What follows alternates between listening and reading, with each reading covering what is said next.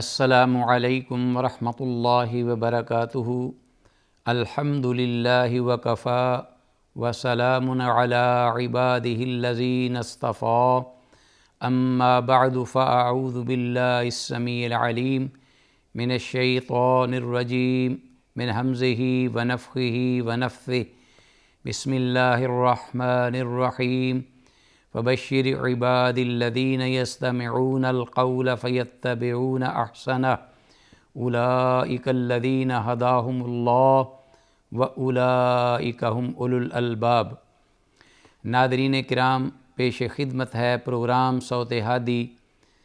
اور اللہ کی بارگاہ میں دعا ہے کہ اللہ تعالی ہم سب کو اس پروگرام کو سننے، سمجھنے اور پھر اس پر عمل پیرا ہونے کی توفیق کامل مرحمت فرمائے۔ اللہم ارنا الحق حقا وارزقنا اتباعہ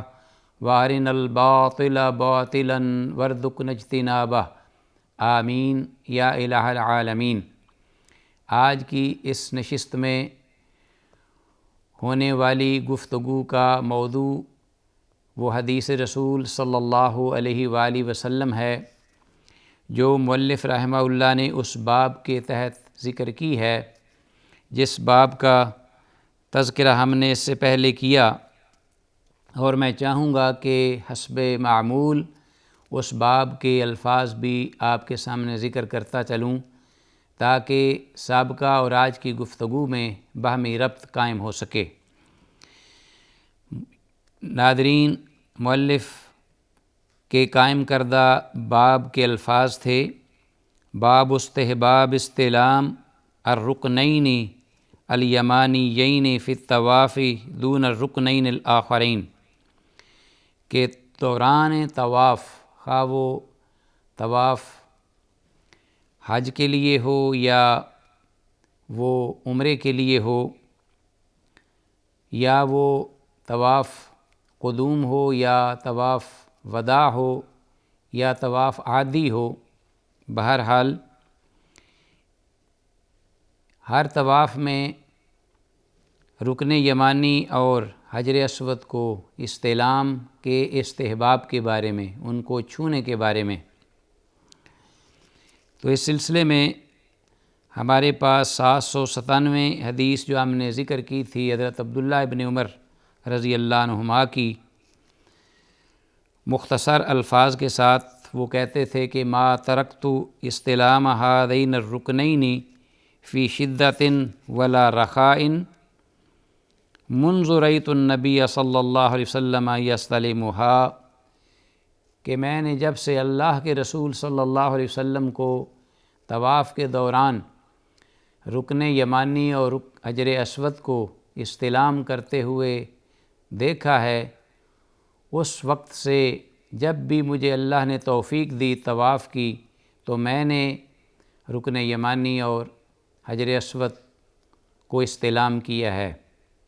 جو کہ بیت اللہ شریف کے ایک ہی طرف دو کناروں میں ملک یمن کی جانب نصب کیے گئے ہیں۔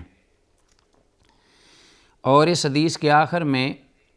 امام بخاری رحمہ اللہ نے ایک اور مقام پر راوی کا یہ بھی قول ذکر کیا ہے، جو حدیث کے راوی ہیں وہ کہتے ہیں کہ میں نے پھر حضرت نافع رحمۃ اللہ علیہ سے یہ پوچھا کہ اکان ابن عمر رضی اللہ عنہما یمشی بین الرکنین، کہ کیا عبداللہ ابن عمر رضی اللہ عنہما رکن یمانی اور حجر اسود کے درمیان جو فاصلہ ہے، اس فاصلے میں وہ چلتے تھے یا کہ رمل کرتے تھے، یا تیز پہلے 3 چکروں میں دیگر مقامات کی طرح وہ تیز چلتے تھے؟ تو یہ راوی پوچھتے ہیں حضرت نافع سے، جو کہ حضرت عبداللہ ابن عمر رضی اللہ عنہما کے شاگرد ہیں۔ تو وہ آگے سے جواب دیتے ہیں کہ قال انہ کان یمشی، حضرت عبداللہ ابن عمر رضی اللہ عنہما اس مقام پر چلا کرتے تھے آرام سے، سکون سے، لیکون ایسر لاستلامہ، تاکہ حجر اسود کو وہ سکون سے بوسہ دے سکیں۔ دونوں مقامات کے مابین وہ آرام سے چلتے تاکہ رکن یمانی کو بھی چھوا جا سکے اور حجر اسود کے لیے بھی وہ پہلے سے اطمینان و سکون کے ساتھ چلتے ہوئے وہاں پہنچ کر انہیں بوسہ دیتے۔ تو اصل میں جو بیت اللہ شریف کے طواف کے بعد یا دوران رکن پر بوسہ دینا ہے وہ حجر اسود کو ہے، باقی ہاتھ سے چھونا یہ رکن یمانی کو، یا اگر حجر اسود کو بوسہ نہ دیا جا سکے تو اس کو بھی چھو کر چوم لیا جائے۔ یہ طریقہ ہے۔ اس ماقبل حدیث میں جو بقیہ حصہ تھا راوی کے قول کا وہ ہم نے ذکر کیا۔ اسی باب کے تحت آج کی جو حدیث ہمارے زیر مطالعہ ہے وہ نمبر ہے 798 798، اور اسی باب سے تعلق رکھتی ہے یہ حدیث کہ طواف میں 2 ارکان رکن یمانی اور حجر اسود کو ہی چھونا مستحب ہے یا سنت ہے۔ یہ حدیث حضرت عبداللہ ابن عباس رضی اللہ تعالیٰ عنہما سے مروی ہے۔ ابو الشہثاء رحمۃ اللہ علیہ فرماتے ہیں انہ قال ومن یتقی شیئا من البیت، کہ کون کوئی چیز پرہیز کر سکتا ہے، چھوڑ سکتا ہے اللہ کے گھر کے کسی جگہ سے۔ مراد ان کی یہ تھی کہ بیت اللہ پورے کا پورا یہ چھوئے جانے کے مستحق ہے، کہ انسان جہاں کہیں بھی اس کو موقع ملے تو وہ ہاتھ سے اس کو مس کرے، چھوئے، تبرک کے طور پر، برکت کے طور پر۔ یہ قول ہے ابو شعثاء رحمہ اللہ کا، اور وہ یہ کہتے ہیں حضرت عبداللہ بن عباس رضی اللہ عنہما کی اس حدیث کے حوالے سے وَكَانَ مُعَاوِيَةُ يَسْتَلِمُ الْأَرْقَانَ، اور حضرت معاویہ بن ابی سفیان رضی اللہ تعالیٰ عنہما جب اللہ کے گھر میں آتے، طواف کرنا شروع کرتے تو بیت اللہ کے ہر کونے میں وہ استلام کرتے، گویا کہ ان کی مراد رکن یمانی اور حجر اسود کے علاوہ بقیہ جو 2 رکن ہیں جنہیں رکن شامیین کہتے ہیں، رکن عراقی اور رکن شامی، اس کو بھی وہ استلام کرتے۔ حضرت معاویہ رضی اللہ تعالیٰ عنہ فقال له ابن عباس رضی اللہ عنہما، تو ایک بار حضرت عبداللہ ابن عباس رضی اللہ عنہما نے ان سے یہ بات فرمائی کہ انہ لا یستلم ہذان الرکنان، کہ اللہ کے گھر میں یہ جو 2 کونے ہیں، کونا یعنی رکن عراقی اور رکن شامی، اس کو استلام نہیں کیا جاتا، یا اس کو استعلام کرنا یا ان کو چھونا یہ درست نہیں ہے، صحیح نہیں ہے، دین میں سے نہیں ہے،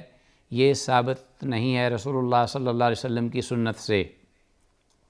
تو یہ حضرت عبداللہ بن عباس رضی اللہ عنہما کی یہ بات ہے۔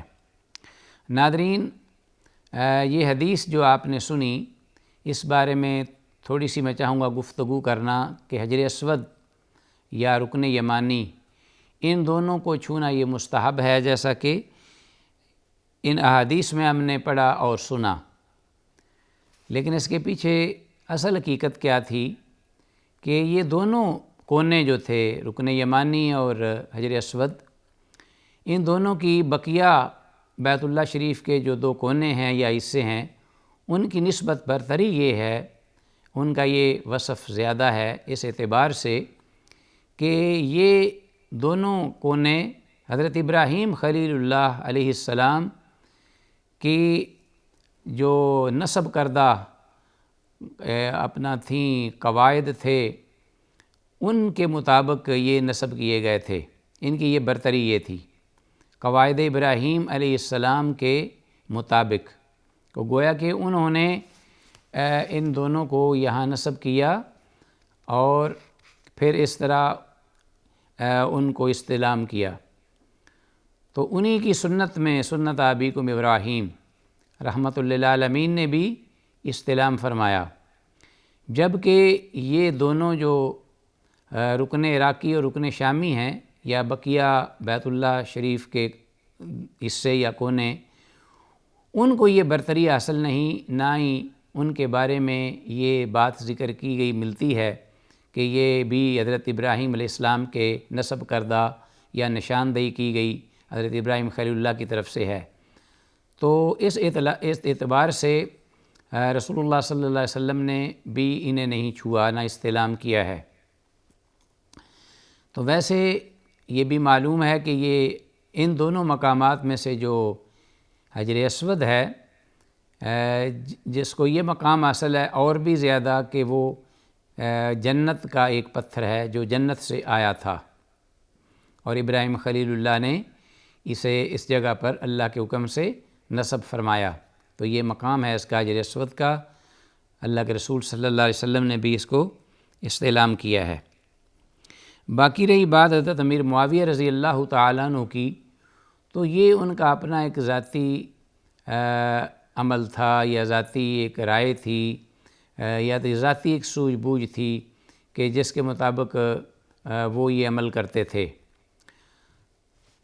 دیگر اور بھی کچھ صحابہ تھے جو کہ حضرت امیر معاویہ رضی اللہ تعالیٰ عنہ کی طرح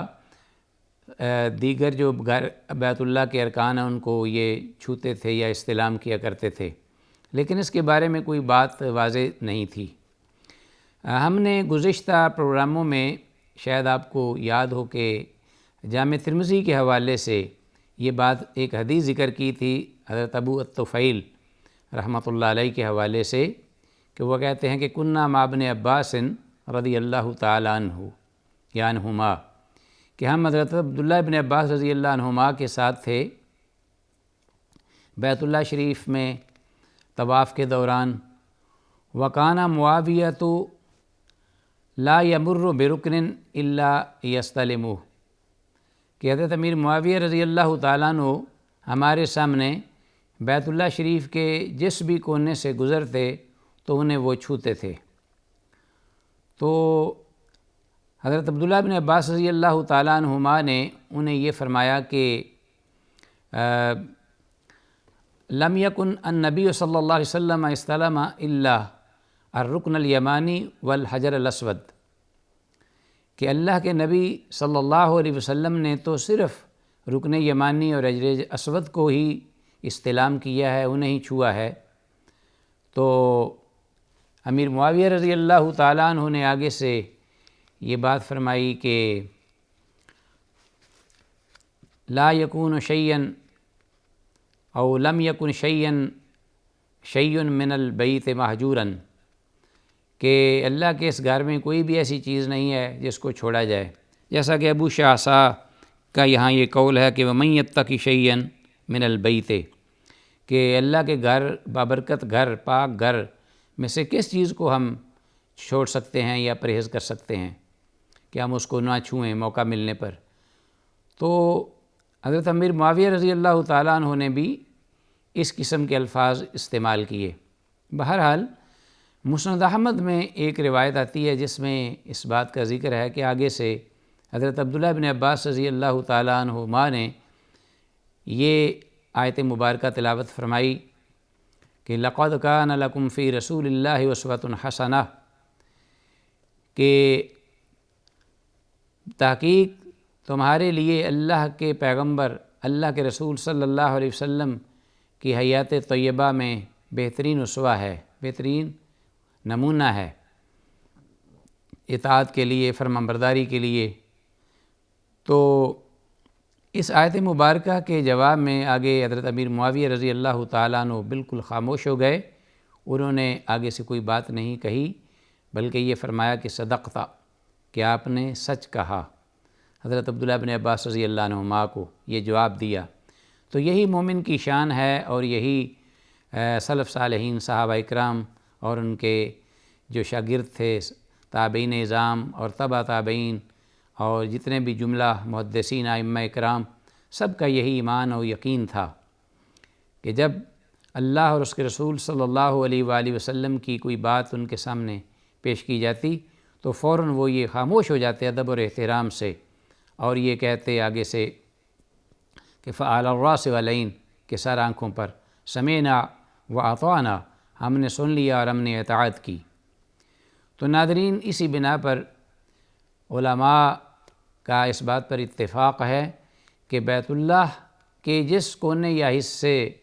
سے رحمت للعالمین نے درگزر کی یا نہیں انہیں چھوا، استلام کیا، تو اسے چھونا جائز اور درست نہیں ہے، جیسا کہ واضح بالکل احادیث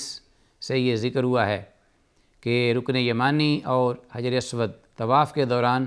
انہی دونوں کونوں کو چھوا جائے اور پھر ان دونوں کے درمیان آہستگی سے چلا جائے، سکون سے چلا جائے، اور پھر ذکر کیا جائے خاص طور پر ربنا آتنا فی الدنیا حسنۃ وفی الآخرۃ حسنۃ وقنا عذاب النار۔ تو امام شافعی رحمہ اللہ نے اس بارے میں ایک بڑی عمدہ بات فرمائی ہے۔ وہ کہتے ہیں کہ ہم ایسا بیت اللہ کو چھوڑنے کے لیے نہیں کرتے کہ ہم صرف رکن یمانی اور حجر اسود کو ہی چھوتے ہیں یا حجر اسود کو ہی بوسہ دیتے ہیں۔ ہم رحمت للعالمین کی اطاعت و فرما برداری میں اور آپ کی محبت میں ہم بیت اللہ کے صرف اسی حصے کو استلام کرتے ہیں جس حصے کو اللہ اور اس کے رسول صلی اللہ علیہ وسلم نے استلام کیا۔ تو گویا اگر چھوڑتے بھی ہیں تو وہ اللہ کے رسول کی اطاعت کی وجہ سے، اور اگر کوئی عمل کرتے ہیں، کسی حصے کو چھوتے ہیں، تو وہ بھی رسول اللہ صلی اللہ علیہ وسلم کی اطاعت و فرما برداری کی بنا پر۔ تو گویا کسی چیز کا ترک کرنا یا عمل کرنا وہ اس لیے نہیں کہ بیت اللہ ہمارے ہاں معزز نہیں ہے یا قابل احترام نہیں ہے یا ہمارے ہاں وہ بابرکت نہیں، بلکہ صرف محض اس لیے کہ رسول اللہ صلی اللہ علیہ وسلم کی اتباع اور فرما برداری کرتے ہوئے ہم وہی عمل سر انجام دیں گے جو انہوں نے اس عبادت کو سر انجام دیتے ہوئے فرمایا۔ امام شافعی رحمہ اللہ کی یہ بات بڑی ہی قیمتی ہے اور قابل غور ہے۔ جو کچھ کہا سنا ہے، اللہ سے دعا ہے کہ اللہ اس کو سمجھنے اور اس پر عمل کی توفیق دے۔ السلام علیکم ورحمۃ اللہ وبرکاتہ۔